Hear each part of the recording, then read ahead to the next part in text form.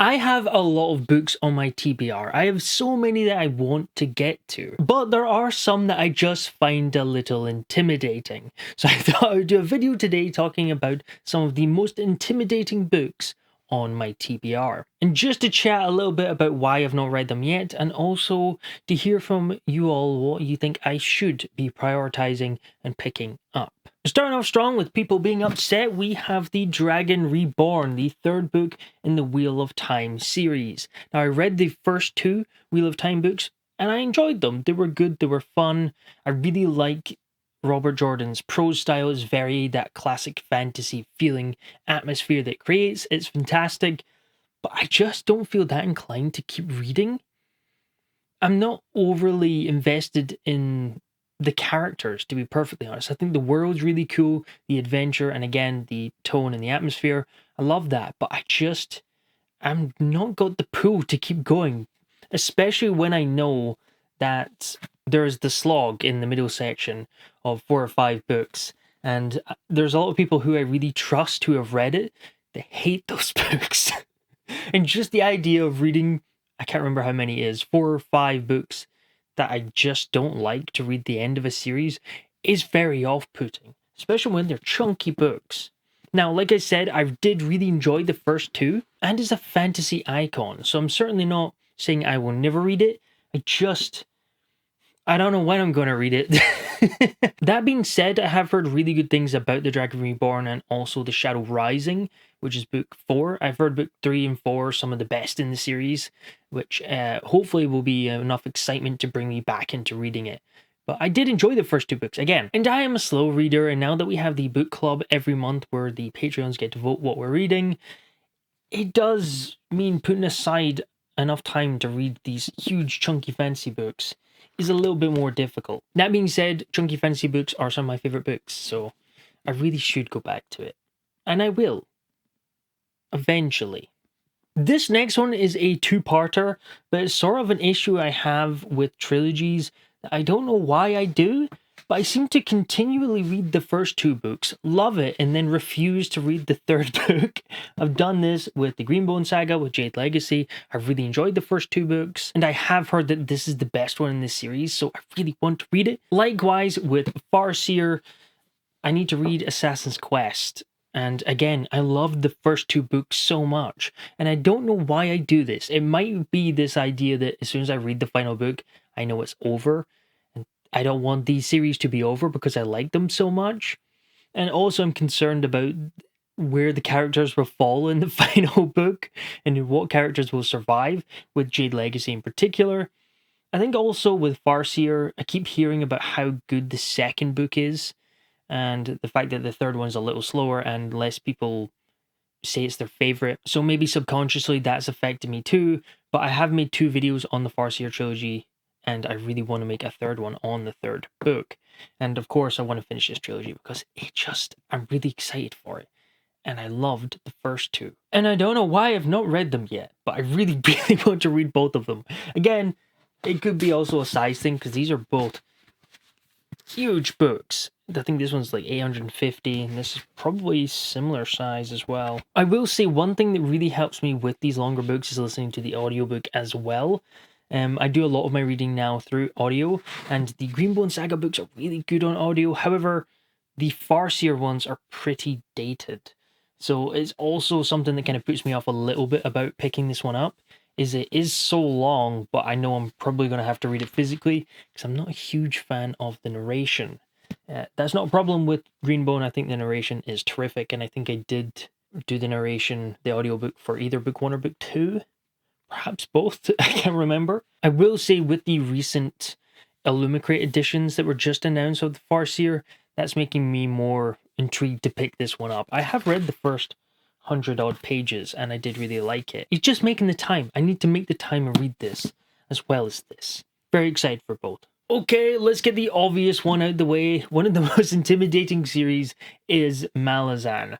Now, it's funny, every time I talk about this, I go off of what I've heard, and a lot of what I've heard is that it's very complicated, very large scale, and you really need to focus on some of the characters because they appear as different names, and there's a lot of hints and such in the books, But then equally, there's also this huge amount of people who have read the series that say it's not nearly as complicated as people make it out to be. It seems to almost be this trend, or I don't even know what the right word is, joke, that Malazan is, written in hieroglyphics because it's so complicated to follow. But then a lot of people say it's not like that at all. So, however, what I do know is it is probably still a complicated series. I know it's a large series. It's 10 books and they're chunky books. And I do want to give it my full attention. So I do want to finish off a lot of these other series before jumping into Malazan. So I almost started Malazan this year, but we read Sun Eater instead, which I'm having a blast with. I'm currently on book 2. So maybe once I finish Sun Eater, we might move on to Malazan after that. Then again, I might read this first book before then, because it is a much more manageable size than the rest of the series. And it'd be good to just kind of get a feel for it. Just get an idea of what reading this series will be like, perhaps, before I jump into it. But let me know, if you've read it, is it as complicated as people say it is? Next one up, we have To Ride Hell's Chasm by Jenny Wirtz. Now, I'm super excited for this. This one sounds great. The only reason I find it a little bit intimidating is it is quite a long book, 650 odd pages. But as I was saying earlier, I'm doing so much of my reading via audio now that I've not read much physically this year at all, because I do a lot of writing and such out with as well. The audiobooks is just nicer to mix up for me. I really like audiobooks, and it's becoming more and more percentage of my reading. So the fact that this doesn't have an audiobook is making it a wee bit more of an intimidating read on my TBR. However, I'm still going to read it. I'm very, very excited. I cannot wait to try out Jenny Wirtz's writing. I love her prose style already with the little bit I did read. And this is a standalone, and I love standalone fantasy books.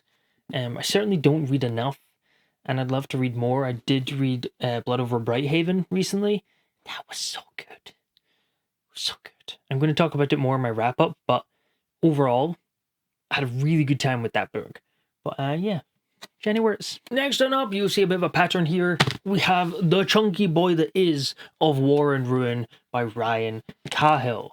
Now, one of the reasons why this is so intimidating is obviously the size of it. This thing's absolutely huge. It's the size of a Stormlight book. It's over 1,000 pages long. So is quite the time commitment. What I will say is, again, this is probably the highest rated in the series so far.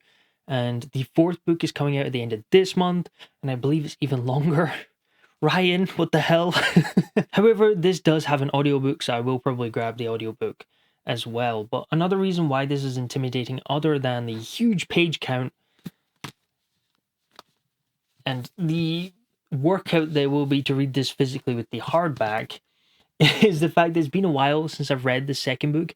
I read an arc of the 2nd book, and I did get an arc of the 3rd book, but I just didn't have time to read a 1,000 plus page book in a series at that time. So I left it, and then I put it off for too long, and now it's been so long I can't remember that much about some of the side characters and all the ins and outs. However, what Ryan is really good at is he does have a thorough recaps of each book, not only at the start of the books, but also on his website. Probably shouldn't show this, but this story so far.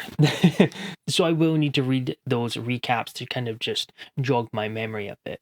But I really enjoyed the 2nd book. I thought the 2.5 novella between the 2nd book and the 3rd book was really, really good. It's still one of my favorite novellas.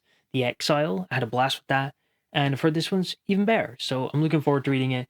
It's just the size, man. I mean, come on. It's ridiculous. You can murder someone with this. Also, just as a side note, I am doing a live stream with Ryan Cahill this weekend on Friday night UK time, where we will be talking about indie publishing and his upcoming book, as well as having a panel of other indie authors to ask him some specific indie publishing questions as well. So I'm really looking forward to it, and you can check that out on Friday, 10 p.m. GMT. I think that's probably Saturday morning in New Zealand and Australia, and Friday afternoon in the States. So you can kind of work out where you are on that spectrum and what time. However, it is all on the channel if you want to go see what time it is. But it'll be a blast. I'm really looking forward to it. And talking about Dragon indie published fantasy books, we have more broadly Philip C. Quaintrell's work as a whole.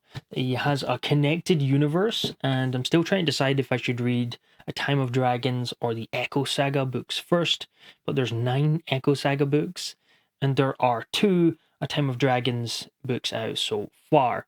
So that's a whole lot of bookage. But I keep hearing about how good these books are, so it's definitely high on my priority list, and I really do want to get to them. But they are chunky boys.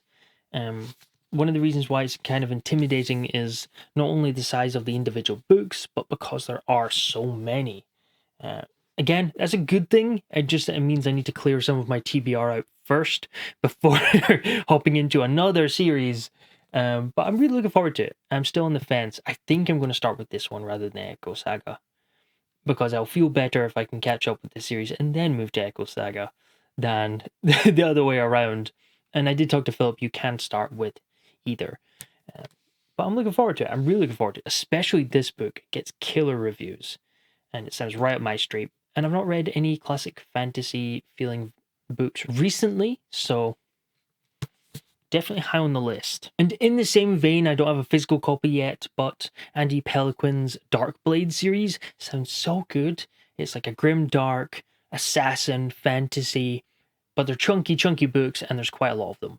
So I do want to read them really badly. It's just making the time to read them. But they sound great. They sound really good. Next on up, we have, well, this is kind of a broad or brush stroke of a subgenre or timing of a genre rather than a single book. But to step in, we have the 3-body problem.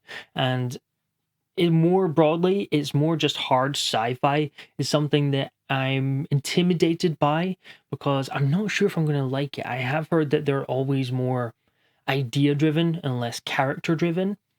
And I'm very much someone who likes to connect with the characters. Even if I don't agree with the characters or like the characters, if I understand them and there's a lot to the characters and they're very deep and interesting, that's really what I latch onto with my books. So this more idea-driven novel, I have no idea if I'm going to like it or not. I've not got a clue. However, 3-body problem sounds really good.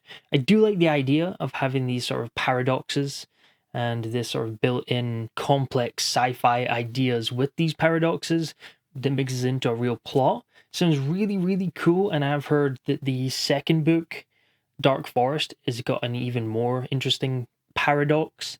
I don't even know how one would fit a paradox into a narrative. Just that alone makes me interested in checking it out. But yeah, I'm a wee bit more intimidated by it because I'm worried that I'm not going to connect to the characters. And more broadly, even other hard sci-fi books, like some of the classic older sci-fi books, I want to pick them up because they're classics. But am I going to like them? I have no idea. I did like June. June was really good. And to be fair, I didn't overly connect with the characters in that. And that was a lot more of the whole experience rather than just Paul. Although Paul was still a compelling character. I like Paul. And last, but most certainly not least, we have the Silmarillion by J.R.R. Tolkien.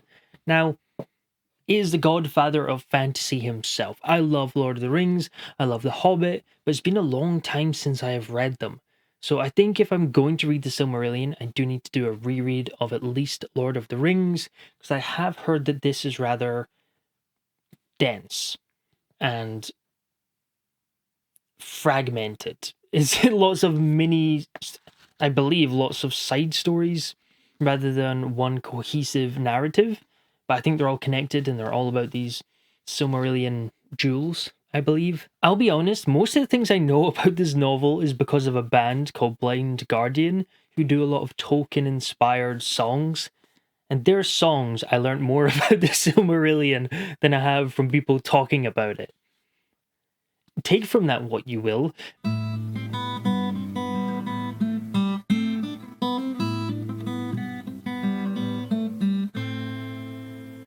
But I'm really looking forward to reading it. But I do think I need to do a reread of Lord of the Rings first. And the reception of Silmarillion being rather complicated and a lot of people not being a huge fan of it, but still enjoy it for the significance of the book, makes me worried about how I'm going to find the Silmarillion. Now, still on the list, still going to get to it, but probably need to reread Lord of the Rings first. I'm just hoping that there's an extended Tom Bombadil section that would... Oh! But let me know in the comments below, which of these should I prioritize and get read and just force myself to sit down and read them?